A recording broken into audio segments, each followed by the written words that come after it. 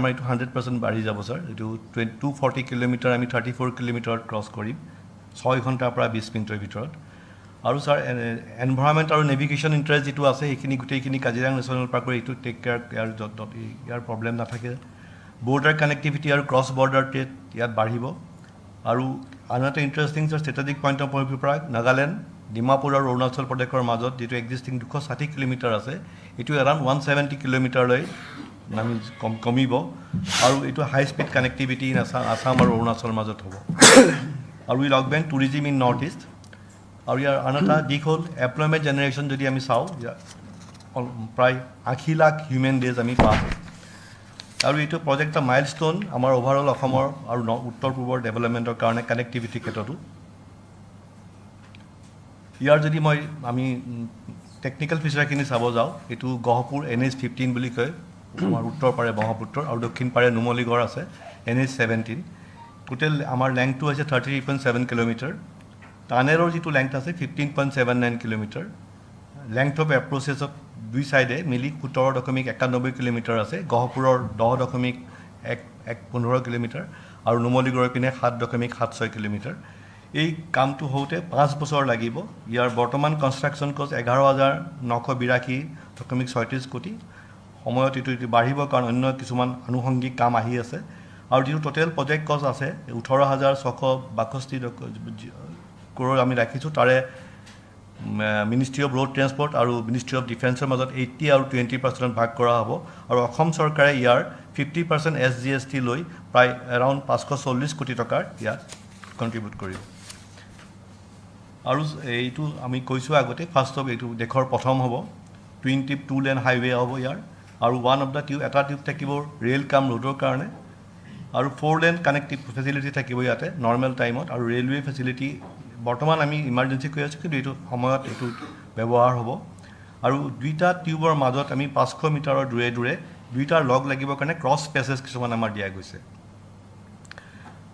Interesting maximum depth ছাৰে কৈছে এইটো 57 মিটাৰৰ পৰা 52 মিটাৰ ভেৰি কৰিব from the road bed level of the river ব্ৰহ্মপুত্ৰৰ বেড লেভেলৰ পৰা 187 পৰা 170 মিটাৰ ফিটলৈকে যাব আৰু ইয়াৰ আৰু ইণ্টাৰেষ্টিং এটা এই হ'ল আমাৰ চৰংগীয়া মুকক চেলেং ৰেলৱে আৰু ফৰকাটিং মৰিয়নি এই দুটা কানেকশ্যন এটা থাকিব আমি যদি ক্ৰছ ছেকশ্যনটো চাব যাওঁ ইয়াৰ 12.5 মিটাৰ ডায়ামিটাৰ থাকিব ৰাউণ্ড এইটো গোলাকাৰ হ'ব আৰু তাৰ মাজত আমাৰ একপিনে এটা ৰাস্তা থাকিব দুটা ৰাস্তা আৰু একপিনে ৰোড কাম ৰেল থাকিব দুটা ছাৰ ইয়াত থাকিব আৰু ইয়াতে এটা ইণ্টাৰেষ্টিং মোক সোমাইটো ছাৰ কোনোবাই সুধিছিলে অক্সিজেন কেনেকৈ আহিব ছাৰ ইয়াতে ভেণ্টিলেশ্যন ছিষ্টেম আছে ফ্ৰেছ এয়াৰ ডাক্ট আছে আপোনালোকে যদি চাই ইয়াত দেখাই পাব ফ্ৰেছ এয়াৰ ডাক্ট দুটা এইকেইটা আছে গতিকে ইয়াত সেই ধৰণৰ কোনো এই সম্পূৰ্ণ ব্যৱস্থা লোৱা গৈছে টেকনিক অক্সিজেনক ডাকেদি অক্সিজেনক কানেক্ট কৰি থাকিব এইটো ছাৰ কি ধৰণে আমি ৰোড কাম ৰেল এটা জাষ্ট ছাৰ দেখুৱাইছোঁ কি ধৰণৰ ফিনিছ প্ৰডাক্টটো কি ধৰণে আহিব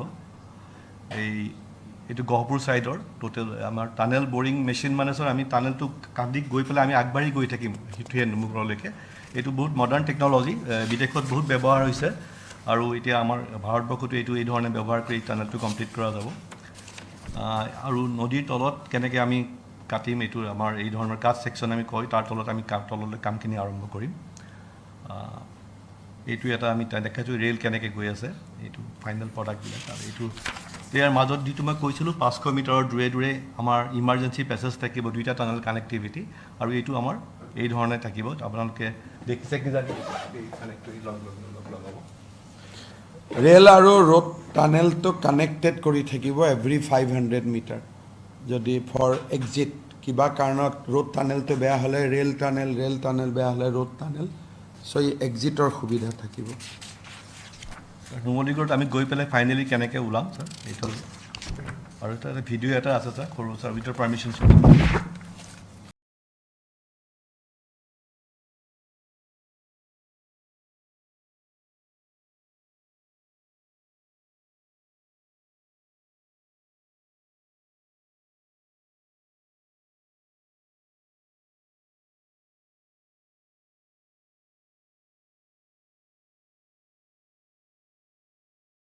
আমি ইণ্টাৰচেঞ্চ যিটো আমাৰ হাইৱে আছে তাৰ পৰা আমি এটা লুপ লৈ পেলাই গৈ ছাৰ আমি তালৈকে সোমাম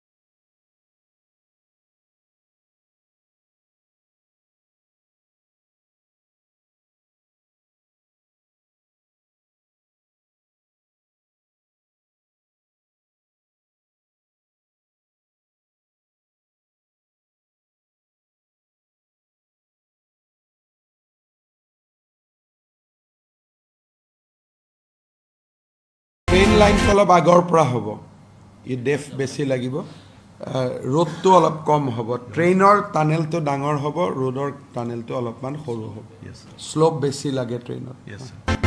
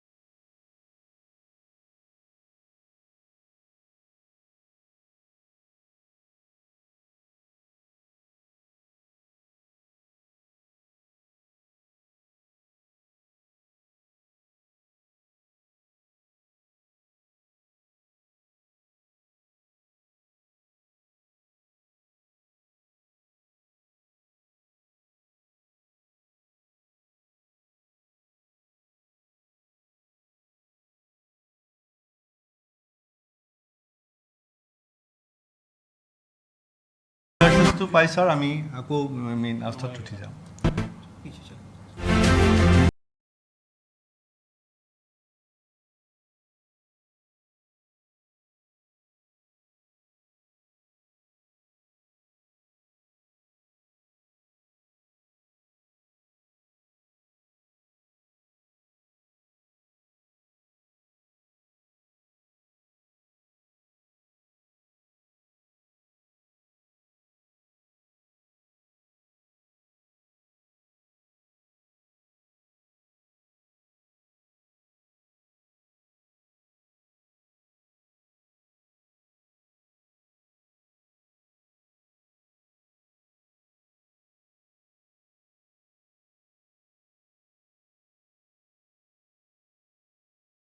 আৰু স্যাৰ এইটো সিমলেস কানেক্টিভিটিৰ কাৰণে আন্ডাৰপাস এগুলো গুটেখিনি ব্যৱস্থা কৰা গৈছে ইয়াতে গহপুৰৰ ফালে এখন ফ্লাইঅভাৰ হ'ব ফ্লাইঅভাৰ মানে দলং হ'ব নুমলীগড়ৰ ফালে টানেল পাৰ হৈ যেটো আমাৰ ৰাস্তা হ'ব 7 কিলোমিটাৰ and 11 কিলোমিটাৰ তাতে আমাৰ দুখন আকৌ ব্ৰহ্মপুত্ৰ মানে বালি বহুত যেহেতু বালি থাকে তাৰ ওপৰত দুখন দলং থাকিব ইয়াত এটা ইন্টাৰেষ্টিং কথাটো হ'ল ৰেল লাইন নাথাকে স্লোপটো এনেকুৱা বনোৱা হ'ব it will act as a railway line slope যাতে কিবা কাৰণত ৰেলক আমাক দৰকাৰ নাই গাড়ী যাব লাগে সেইফালদি সো গাড়ীও সেইফালদি যাব পাৰে স্লোপটো এনেকৈ নিৰ্মাণ কৰিব যাতে স্লোপটোৱে ৰেলৱে লাইন টাইপ হ'ব আৰু স্লোপটো বা গ্ৰাউণ্ডখনেদি গাড়ীও যাব পাৰিব ৰেলো যাব পাৰিব ফৰ ডুৱেল ইউজ নহয় জানো ইয়াত হিল নাথাকে সিমেন্টেদি বনাওতেই এনেকৈ বনাই দিব যাতে ৰেলৱে স্মুথলি যাব পাৰে আৰু ইন টাৰ্মছ অফ ইমাৰ্জেন্সি যাতে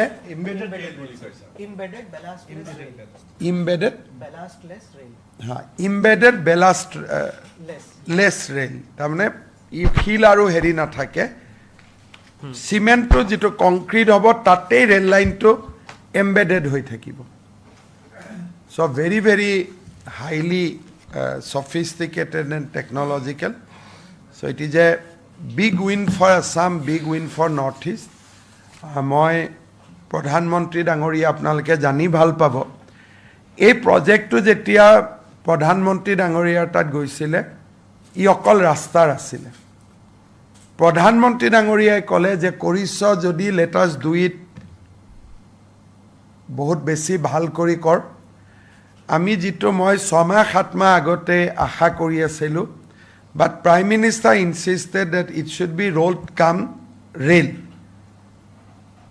সেই কাৰণে the project gets from 11,000 crore to it went up to 18,000 crore আৰু Nitin Gadkari ডাঙৰীয়াই yak almost day to day he monitored about the projects last 5 years we work as a Gadkari ডাঙৰীয়া তাতে 6-7 বাৰ review meeting hoise discussion hoise mati kun phaldi jabo ki phaldi jabo micro detail review has been taken by Gadkari ji Ajit Doval Bipin Rawat in for last 5 years they are working very hard for this project but finally Prime Minister has broadened the vision like anything যে অকল ৰাস্তা নকৰিবি ৰেলৱান আৰু তাত আৰু বহুত strategic features আছে যিমানখিনি ময়ো না জানো now it is one of the best tunnel আৰু it will be another engineering marvel in Assam যদি আমি টাইমত কমপ্লিট কৰিব পাৰো we are starting the land acquisition process from within next 2-3 days alignment আমাক দিয়া already hoise we are starting the process aru ami bhabu je we will be able to complete it on time Sir, a few clarifications on this. The underwater part of the tunnel is 15 kilometers. Is it like that? And if the main underwater part of the tunnel? Main जो tunnel होगा, twin tube tunnel is 15.79 kilometers, which will be done by the TBM machine. And both the twin tubes are accessible for both road and rail. yes No, one tube one will tube be for rail one tube for road and both will be road will be four lane na? 2 lane in each tube, sir. ha So 2 lane plus 2 lane. 2 lane so rail will be 2 lane दो rail चल सकते हैं नहीं sir, एक ही track रहेगा, एक rail एक rail और गाड़ी कितना जा सकती गाड़ी दो, एक ट्यूब में 2 लेन्स होंगे और गाड़ी टोटल 4 लेनिंग होगा कि टोटल 2 लेनिंग ही टोटल 4 लेनिंग होगा सर. टोटल 4 लेनिंग होगा so 4 laning road and 1 railway line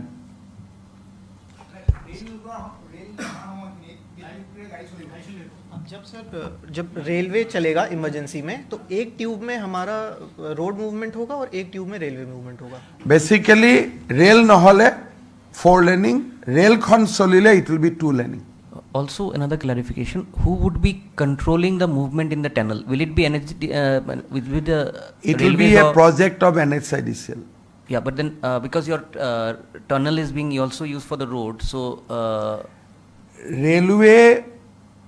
It is a functional working so that they will work but obviously railway tunnel will be controlled by railway for operational purpose NHIDCL will control the road tunnel but the entire project will be done by the NHIDCL so even the railway part will also come under NHIDCL so these projects will be implemented by NHIDCL with the help of other 3 stakeholders state government Ministry of Defense and Indian Railway.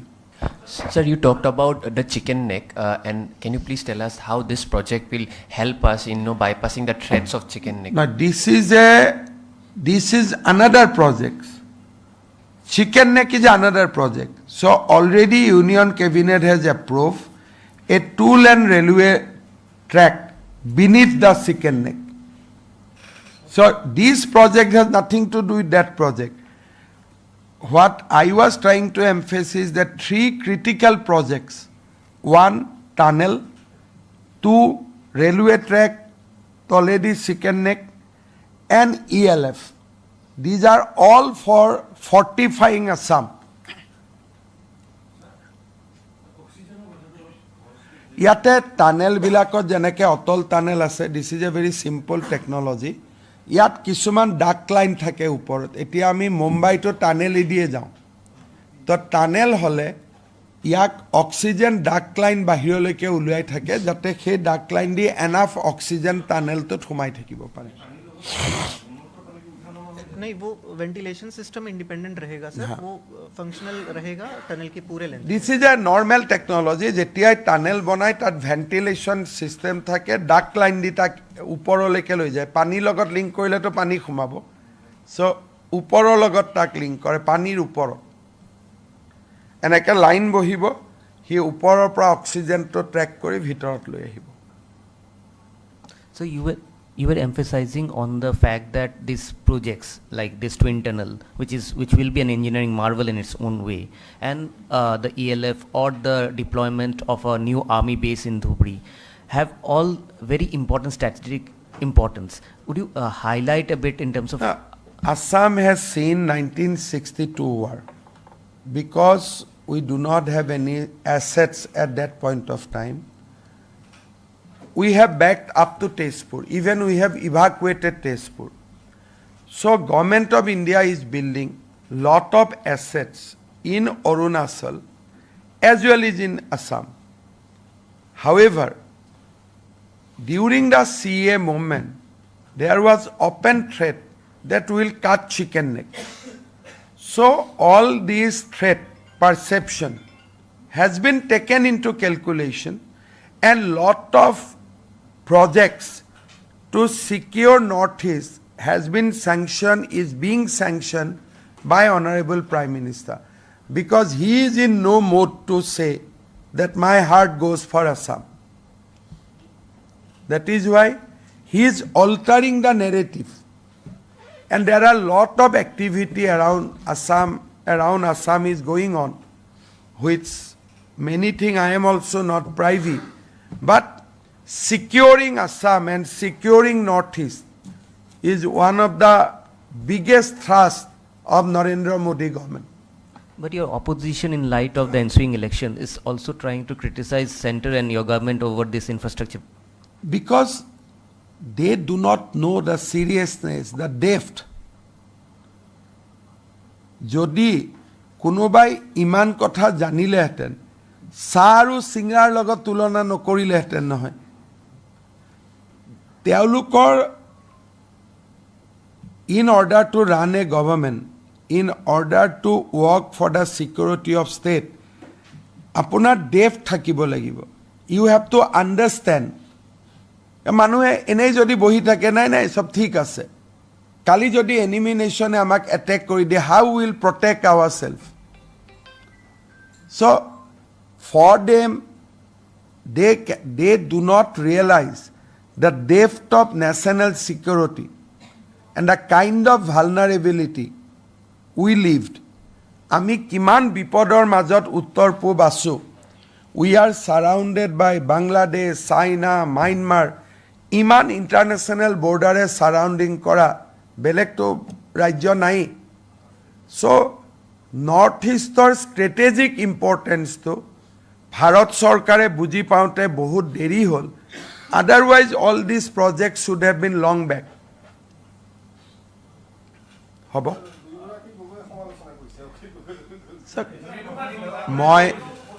We are giving you a very serious briefing. So I don't want to, by taking names, moi nije a briefing to tulunga kori dibo khuja nai. This is a very serious briefing ami apunalukok disu. Normally, Ahomor journalistok iman serious briefing nidie. Even this presentation I took special permission from Government of India. Apunalukok dekhuabor karne. Gotike etia karubar naam loi pelai. Moi a presentation to tulunga kori dibo khuja nai. Khali apunalukok moi etue bujaisu. Whether it is ELF Moran or the tunnel or the railway line Mati Toledi in chicken neck position. These are very, very serious national security projects.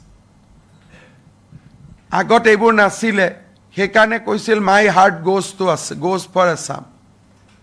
But PM is in no mood. Je ami eneke noko. Ami aru ebar historical mistake nokoru. So ekarne etia karubar naam lole this entire presentation to tulunga hoi jabo.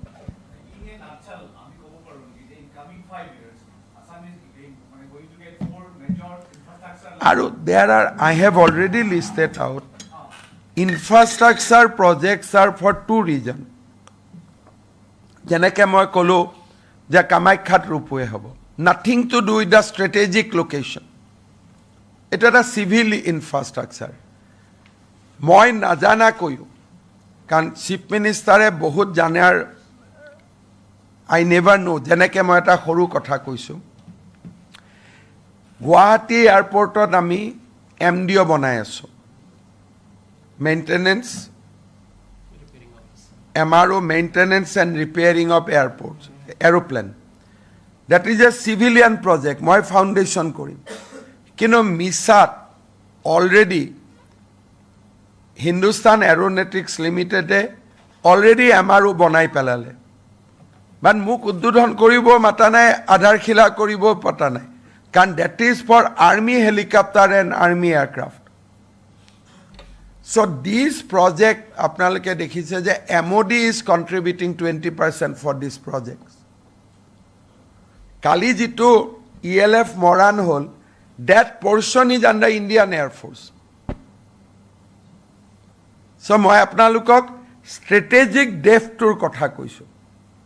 That how Assam and Northeast security is the top priority of Narendra Modi government. Sir, one question on Kamakya can you take? Sir, it has got the green light after a legal battle. Sir, Hindi में बताइए वो चलता है?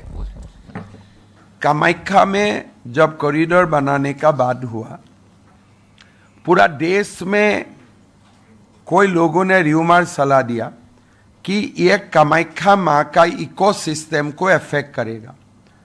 Guwahati high court ने matter को बहुत ही seriously लिया और हमको बोला गया कि आप अभी कंस्ट्रक्शन मत कीजिए. हम IIT गुवाहाटी और इंडियन हाइड्रोलॉजिकल इंस्टीट्यूशन से हम स्टडी करवाना चाहता हूं कि ये प्रोजेक्ट क्या कामाख्या मंदिर का इकोसिस्टम में कुछ अफेक्ट करेगा. हम लोगों का दलील था कि ये मंदिर का बाहर में प्रोजेक्ट होगा, मंदिर का अंदर ये प्रोजेक्ट नहीं जाएगा. फिर भी गुवाहाटी हाई कोर्ट ने एक डिटेल स्टडी का निर्देश दिया. 2 साल वो स्टडी चले और अभी स्टडी ने ये बोल दिया है कि ये मंदिर का इकोसिस्टम का साथ कोई संबंध नहीं है, ये बाहर होने वाला एक प्रोजेक्ट है. इसीलिए Guwahati high court has given us the green signal to go ahead. और LNT को काम मिला है, करीबन 600 करोड़ का लागत से अभी कामाख्या कॉरिडोर बनाने का काम भी शुरुआत हो जाएगा. Sir, one last question. Sir, when the tunnel will be completed, so who will look after the maintenance of the tunnel? NHIDCL. Both the highway is already with NHIDCL. 15 years का maintenance है sir. और ये जो बनाएगा वो तो 15 साल maintain करेगा. But this will be asset of National Highway Infrastructure Development Corporation. ये उनका एसेट होगा.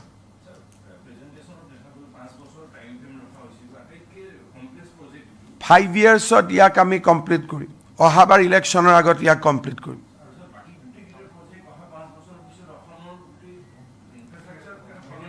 অসম মানুহে আহিলে 10 বছৰ আগত যদি কোনোবা আহিছিল আজিয়ে চিনি বুজি নোপোৱা হৈছে তেতিয়া আৰু দিগদাৰ হ'ব.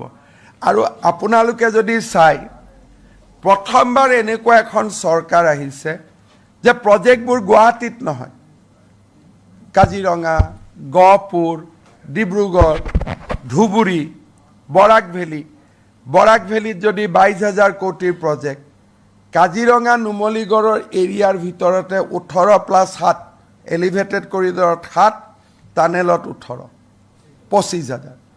তাৰপিছত ধুবুৰীত ফুলবাৰী ব্ৰিজ অহা 2 বছৰত কমপ্লিট হৈ যাব.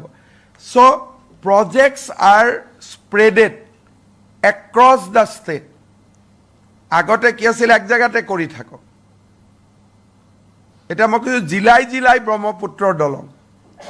মই গেপ উলিয়ালোঁ ৰাতি আজিৰ পৰা কেইদিনমান আগতে যে ডিব্ৰুগড়ত বগীবিল, তিনিচুকীয়াত আমাৰ ঢলাশদিয়া কাজিৰঙা আমাৰ যোৰহাট মাজুলী নুমলীগড় গহপুৰ গোলাঘাটো কাভাৰ হৈ গ'ল এতিয়া ক'ত কাভাৰ হোৱা নাই শিৱসাগৰ আৰু মাজুলীৰ মাজত এখন দলং লাগে নগাঁও মৰিগাঁৱৰ মাজত দলং লাগে তেতিয়া অসমৰ each and every district will have a bridge Kamrup ৰুৰেলত দৰঙত হৈ গ'ল নাৰেংগী কৰোৱা কামৰূপ মেট্ৰ'ত হৈ গ'ল গুৱাহাটী নৰ্থ গুৱাহাটী শৰাইঘাট ৰুৰেলত হৈ গ'ল পলাশবাৰী শুৱালকুছি গোৱালপাৰা ধুবুৰী হৈ গ'ল ধুবুৰী ফুলবাৰী চ' গোটেই ব্ৰহ্মপুত্ৰ নদীত সকলো জাগাতে এতিয়া কানেক্টিভিটি আছে দুটা কানেক্টিভিটি মিছ হৈ আছে শিৱসাগৰ আৰু নগাঁও মৰিগাঁও আৰু বা নগাঁও দৰং চ' এই দুটাও আমি লাইনত আছোঁ আৰু সিদিনাখন আপোনালোকে জানে যে মাজুলী আৰু নিমাতীৰ দলঙৰ কামো অলৰেডি আৰম্ভ হৈ গ'ল চ' কোনো প্ৰজেক্ট বোলে ই আপাৰ আছামক দিছে লোৱাৰক দিয়া নাই লোৱাৰক দিছে মিডিলক দিয়া নাই মিডিলক দিছে বৰাক ভেলীত দিয়া নাই আপোনালোকক আৰু এটা মই ভাল খবৰ দিওঁ আসাম গভৰ্ণমেণ্টে অহা মাহত এখন MOU কৰিব with ministry of civil aviation 4টা নতুন এয়াৰপৰ্টৰ ষ্টাডি কৰিব তেওঁলোকে এটা এয়াৰপৰ্ট হ'ব মাজুলী এটা এয়াৰপৰ্ট হ'ব ডিফু এটা এয়াৰপৰ্ট হ'ব উমৰাংচু এটা এয়াৰপৰ্ট হ'ব মানস অহা মাহত বা ষ্টাডিৰ পিছতহে ক'ব পৰা যাব যে আকাশে পাহাৰ যিটো সিকিউৰিটি বা যি কৰিব লাগে কিন্তু Assam government has already taken step to construct দলুটোতো চলি আছে দলু we can get approval at any point of time দলু কাছাৰত দলু চলি আছে বাট 4টা চিভিলিয়ান এয়াৰপৰ্ট বনাবৰ কাৰণে 3-4 তাৰিখে civil aviation secretary Sameer Sinha আহিব along with the airport authority of India আমি এখন MOU কৰিম মাজুলী উমৰাংচু ডিফু আৰু মানসত 4খন আমি নতুন এয়াৰপৰ্ট বনাব খুজিছোঁ এটা মাটিও পাব লাগিব আকৌ আমাৰ এটা পাৰ্টি আছে নহয় আন্দোলন কৰিবৰ কাৰণে চ' সেইটোক বাদ দি যদি আমি মাটি পাওঁ নেক্সট 5 ইয়াৰ্ছত অসমে নতুন 4খন এয়াৰপৰ্টো পাব চ' আপোনালোকে ইমাজিন কৰক যে ডেভেলপমেণ্টটো কিটো স্পীডত গৈছে আৰু এটা ভাল খবৰ মই থৈ দিওঁ আমাৰ নুমলীগড় ৰিফাইনেৰী এতিয়া হাইড্ৰজেনেদি চলিব so' tender was done work is being settle 2 এদিনতে এগ্ৰিমেণ্ট হ'ব আধাৰশিলা হ'ব যে ফসিল ফুয়েল বাদ দি এটা গ্ৰীণ হাইড্ৰজেন দি চলিব নুমলীগড় চ' ইমানবিলাক কাম আজি অসমত চলি আছে প্ৰধানমন্ত্ৰী ডাঙৰীয়াই কি ক'লে চাইছে চিপছ তাত চাহৰ কথাটো আমি কিয় ক'লো because Assam T is now ঘূৰি আহিছে লাহে লাহে the turnaround story is already comments চিপছো জুনত ওলাই যাব গতিকে চাহ আৰু চিপছ দুইটাই অসমৰ পৰা চ' PMৰ বহুত ডাঙৰ ভিজন আছে অসমক লৈ Sir, if you can briefly tell about Union Home Minister's visit and budget session of the Union Home Minister probably will come 28th to Silchar. He will launch Vibrant Border Village Program, Phase 2 from Kachar district. Kali moi apnalokok program to poar kane rokhi asu. 21 তাৰিখে ইয়াতে দিনৰ 11:30 বজাত CRPFৰ annual day parade হ'ব বহুত ডাঙৰ parade হ'ব arms display কেনেকে ছত্তীশগড়ত মাওবাদৰ ওপৰত CRPF অপাৰেশ্যন কৰি আছে কাশ্মীৰত কেনেকে বৰ্ডাৰত অপাৰেশ্যন কৰে গোটেই ডেমনষ্ট্ৰেশ্যন হ'ব আজি মই 5 আদি বনাব কৈছো অহা কালি মই ডিটেইল প্ৰগ্ৰামটো পাই যাম হোম মিনিষ্টাৰৰ আমি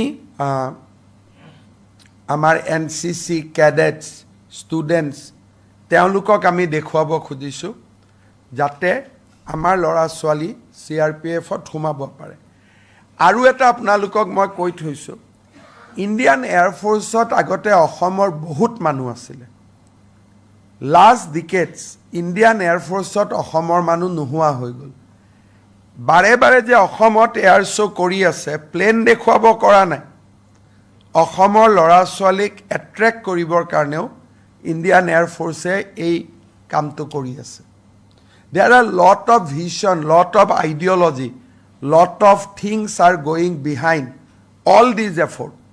কালি যে আমি CRPFক আনিছোঁ কিয় যাতে আমাৰ ল'ৰা ছোৱালীবিলাকে অসম পুলিচত ইণ্টাৰভিউ দিয়ে CRPFত নিদিয়ে চ' ইয়াতে ৰিক্ৰুটমেণ্ট চেণ্টাৰ কৰিম আমি CRPFৰ ধেমাজিত অলৰেডি আমি মাতি লৈছোঁ চ' বহুতবিলাক কাম চাইমালটেনিয়াছলি আমি অসমৰ কাৰণে কৰি আছোঁ থেংক ইউ